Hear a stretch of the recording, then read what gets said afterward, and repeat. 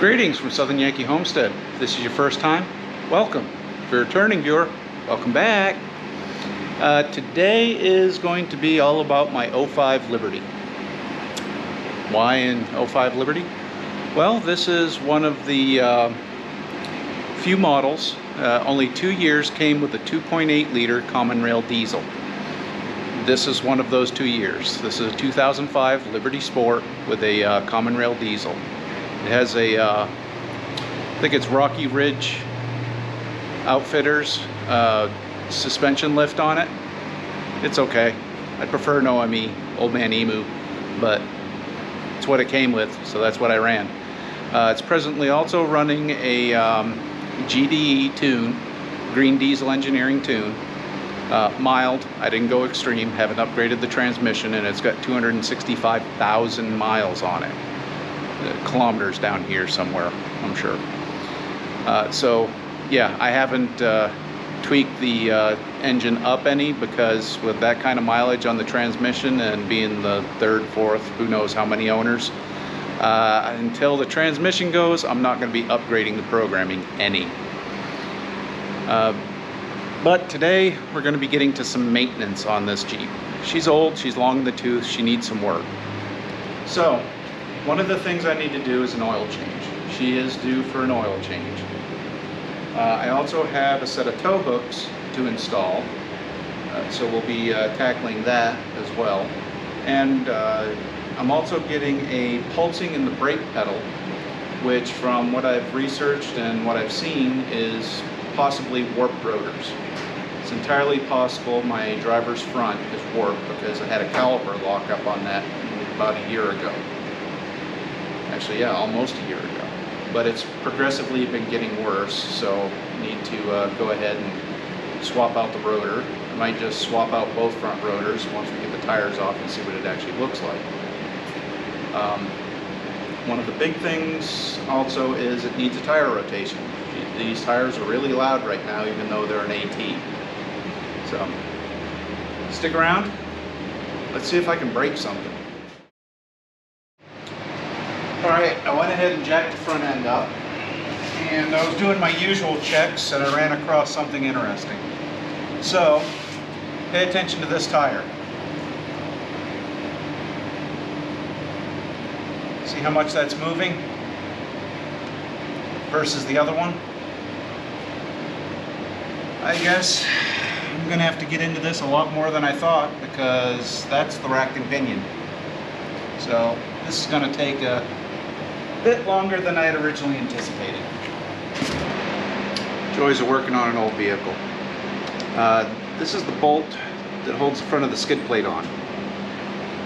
This is the other side. Apparently someone stripped out the bolt or broke the bolt, and they went as far as getting a bolt that's close but way too long. So I guess we're going to have some parts we got to look for, as well as I need some bushings. I'll see if I can get a video of it here.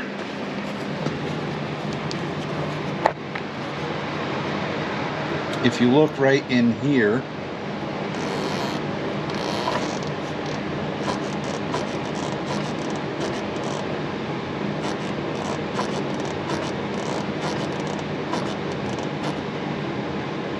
basically, see that gap?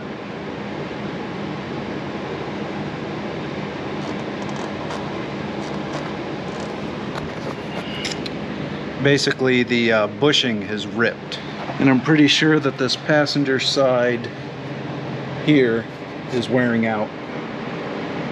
So looks like we're doing a steering box, front differential bushings. Also found out the water pump is leaking. Oh, which the water pump is fun, because you got to do the timing chain, or the timing belt, with the water pump. So we're going to hope it holds out a little bit longer, because I'm not ready to dig that far in depth into this yet. But let me go ahead and pull the tires off, and I don't have a notepad out here yet. Let me go get a notepad because I need to start writing down what I'm going to be getting.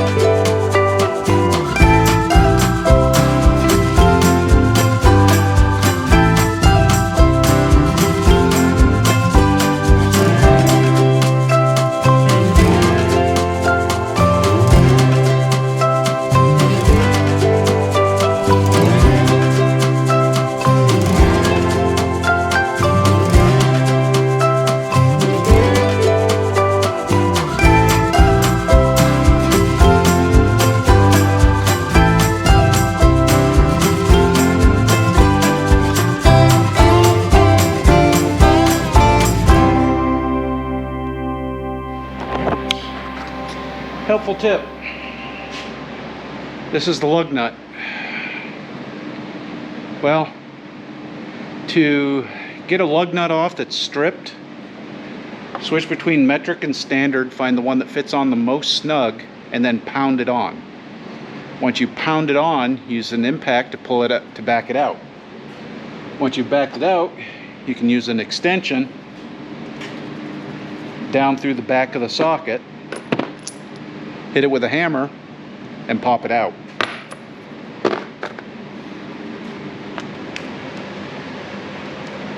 Alright. Looks like I don't need a steering box.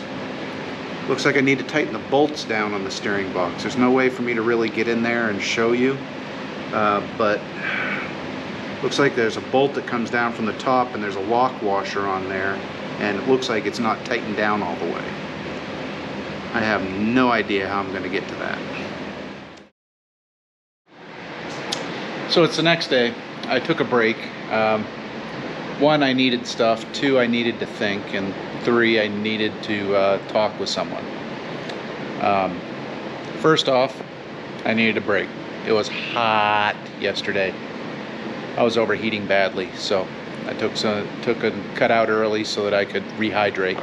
Today it's a much better day, cooler, it's in the 70s, still 95% humidity, and it's raining. So it's a good day to work in the garage. It's just not raining at the moment. Anyhow, I had to get some stuff. One of the first things, I needed bigger extension. For what we're going to be doing with the steering, kind of needed that. I also needed some, let me turn around here. Needed some sockets because I don't think I had the right sockets to do the bolts for the steering box. Also needed diff fluid and rotors, so I did a little bit of running around there. Yeah, onto the Jeep. Now, I had to do some thinking. Actually, let me kill the fan for a few minutes.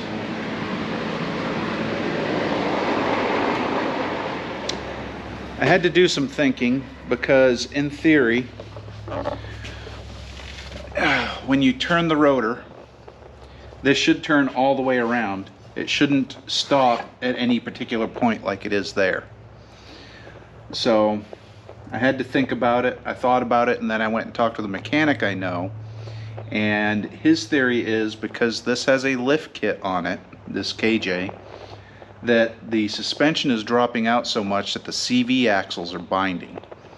So I might not have anything wrong with the transfer case. It might just be too much bind in the CVs, because the CVs have from what he described it as, pins in it, not ball bearings.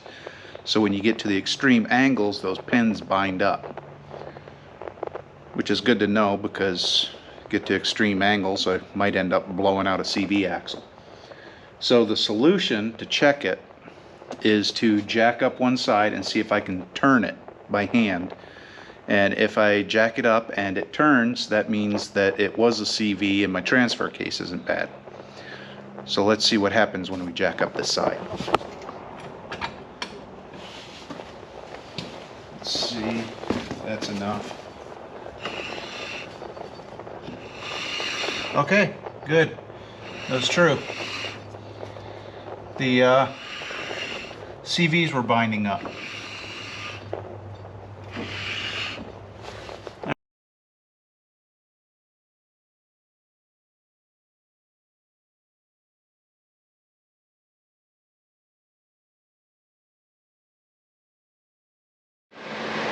All right, after a little bit more research, I found that we are not going to be changing out that steering rack bushing right now. It is very labor intensive, and on a 2.8 common rail diesel, it's even more labor intensive because you've got all of this radiator that sticks out and down into every spot that you can get to, as well as the engine is pretty well shoehorned in here. So we're going to revisit the bushing at a later time because I really need a lift to do this, just for safety reasons, because I'm going to have to crawl under there and do some serious banging and whatnot to get this out of there. So for now, we're going to hold off on doing that bushing. And I did the research. There's a bushing that goes through that rack. It's 20 bucks at Napa. But one, I don't have it available. Two, it's labor intensive. And three, it's not very safe the way I got the Jeep set up, at least for me. It is on jack stands. It's not on a jack. It's just I don't trust jack stands. Long story. So we're going to switch our attention. We're going to go ahead and pop the differential loose. As far as the drain bolt, we're going to change out the fluid in the differential, and we're also going to change out the rotors while we're at it.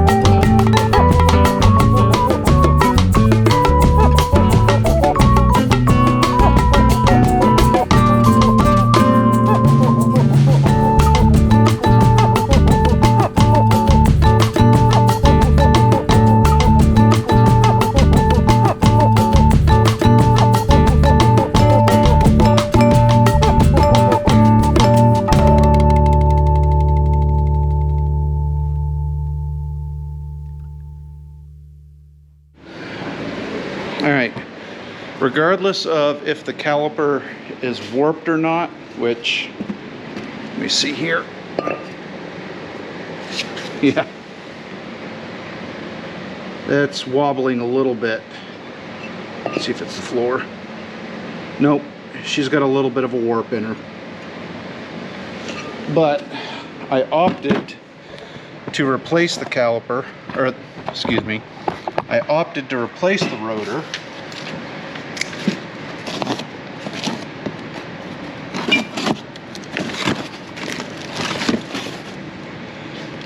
let me set this here.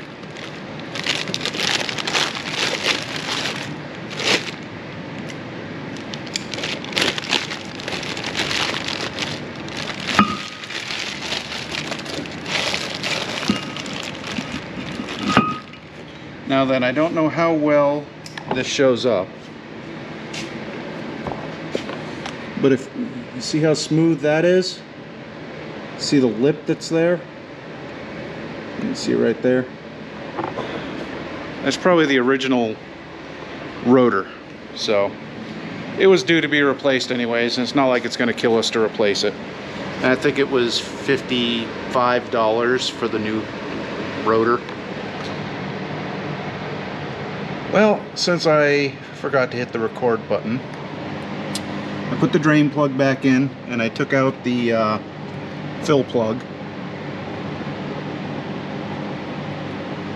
And now I'm getting ready to pump fluid into it. And I say pump because if you've never used one of these, this is the only way to do a differential.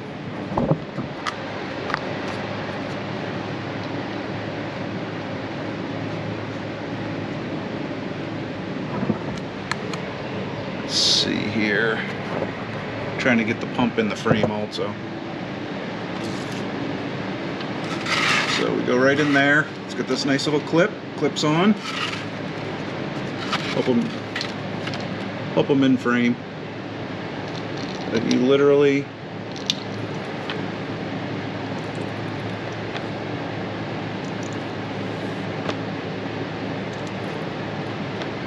you know what I literally forgot? A rag.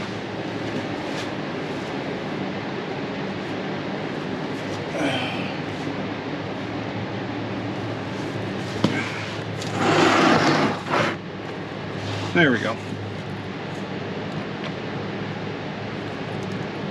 I've done the whole quart bottle thing and spraying it in there and getting oil all over everything. And then I found this pump that's available at most hardware or part stores. I won't fill a differential without it now. Plain and simple.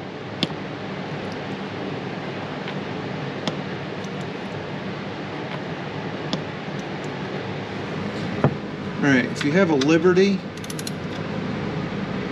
I don't know what it has for an oil drain plug, but I know for this one, this is a common rail diesel, as I've said, so it uses an 8mm drain plug. And this oil is going to be nasty.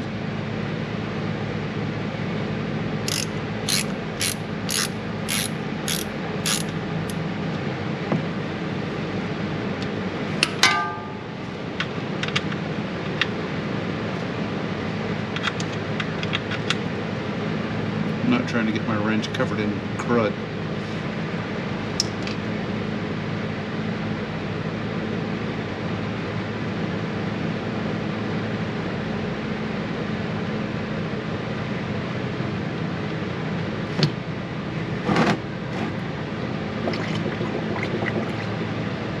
Yeah, like I said, nasty.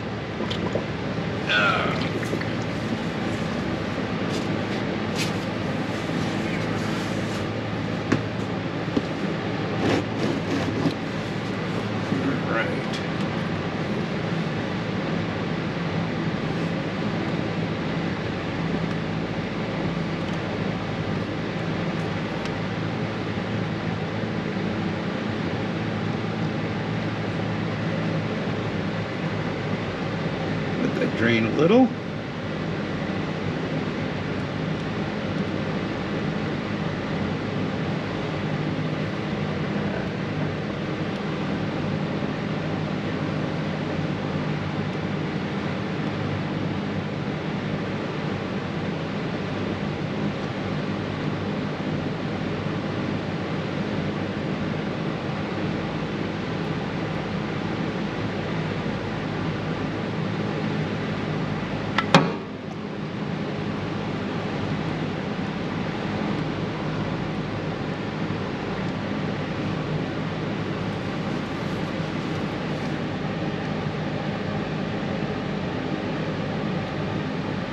Just gonna go ahead and put the filter on.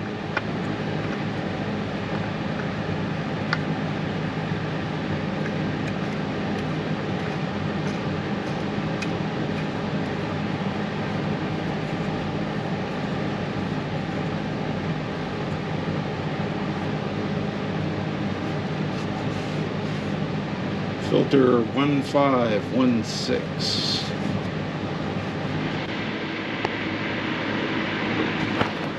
That's probably a better angle than what I had before. Let's go ahead and give that a quick wipe.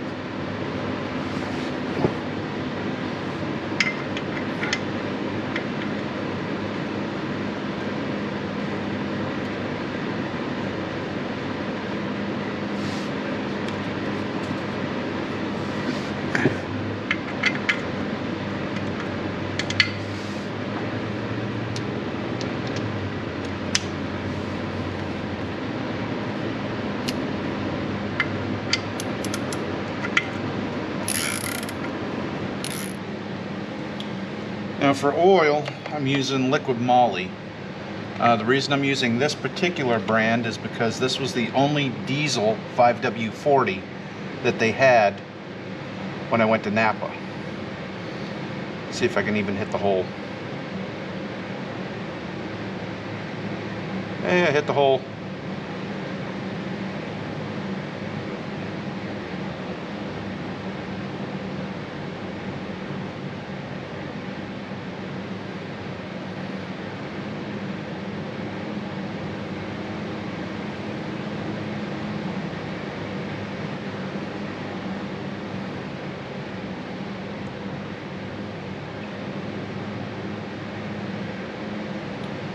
I would have preferred to use Rotella, but they didn't have enough. They had 4 quarts of it at 2 out of the 3 of the local places I went. And the third one was our local Napa, and they had the liquid moly, no D. And that was rated for diesel, and that's what I wanted. I didn't want to don't use standard conventional car oil in the diesel. It will break down way too fast.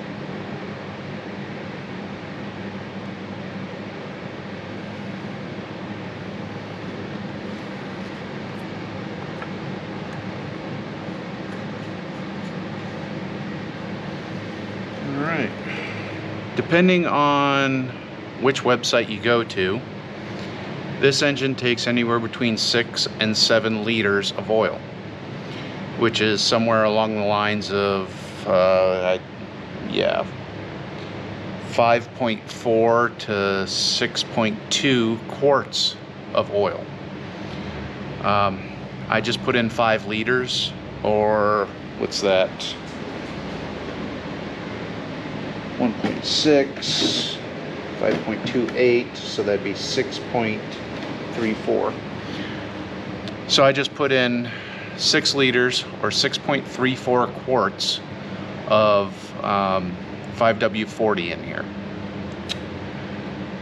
Should be fine. We'll check it next after we do the tire rotation. Yay! Before I get started, let me just say, for tire rotation, I'm going to take the fronts and I'm going to go diagonal to the rears. So this passenger front is going to end up on the driver rear, while the driver front ends up on the passenger rear. Some say you just take the fronts, move them straight back to the rear, and then you switch the fronts, and some say take the fronts, move them straight back to the rear, and then move the rears up front. I like to cross both of them because those tires are going the same direction all the time, most of their life. So I like to flip everything around so that they're going the other direction now. Hopefully it'll take care of some of my rumbling that I have, because she's not wearing well. Alright, well, I went and changed because, well, she needs a bath. Figured that's also a good time to take it out and get a good run on her. So we're going to fire her up, check the oil, then we're going to break in the brakes since I got the new rotors on the front, and we're going to run off from there. So let's see what happens when we fire her up. She sounds funny.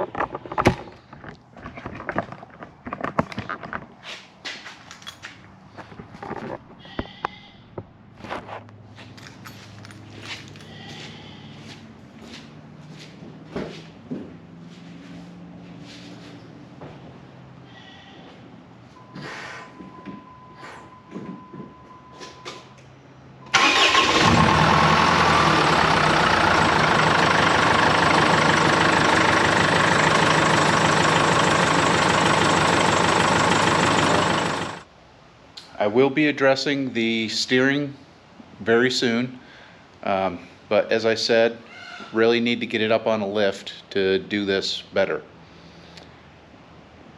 Clue into what's coming. And if you follow our Facebook, you might already have an idea. So, hope you enjoyed this episode. Please subscribe, comment, and like, and we'll see you on the next video. Bye.